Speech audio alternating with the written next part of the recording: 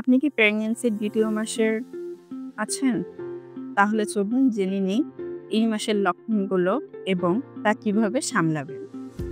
প্রেগন্যান্সির ২য় মাসে বমি, বমি ভাব অথবা বমি চলতেও পারে।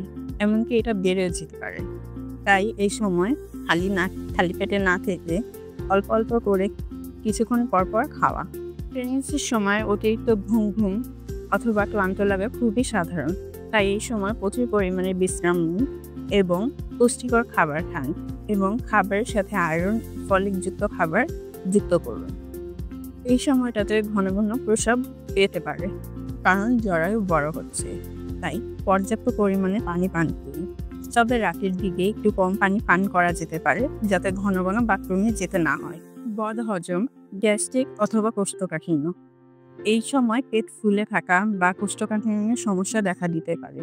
তাই প্রচুর পরিমাণে পানি পান করুন এবং আঁশযুক্ত খাবার খান এবং ভাজা পোড়া খাবার এড়িয়ে চলুন। প্রেগন্যান্সির ২য় মাসে ত্বকের পরিবর্তন হতে পারে, যেমন ত্বকে ব্রণ, গ্লোকোমা অথবা দাগ দেখা দিতে পারে।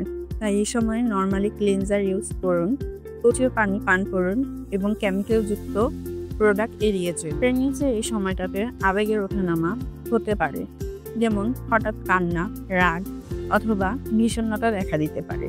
তাই এই সময় পরিবারের সঙ্গে কথা বলুন, হালকা গান শোনা অথবা বই পড়া, কোথাও বেড়াতে যাওয়া এগুলো করতে পারেন। সাধারণত ৬ থেকে ৮ সপ্তাহের মধ্যে প্রেগন্যান্সির প্রথম আল্ট্রাসাউন্ড করানো হয়। একজন ডক্টরের পরামর্শ নিন এবং নিয়ম অনুযায়ী চেকআপে যান। সঠিক সময়ে আল্ট্রাসাউন্ড করালে গর্ভাবস্থার ঝুঁকি কমে। একজন ডক্টরের পরামর্শ নিন এবং নিয়ম মেনে চলুন।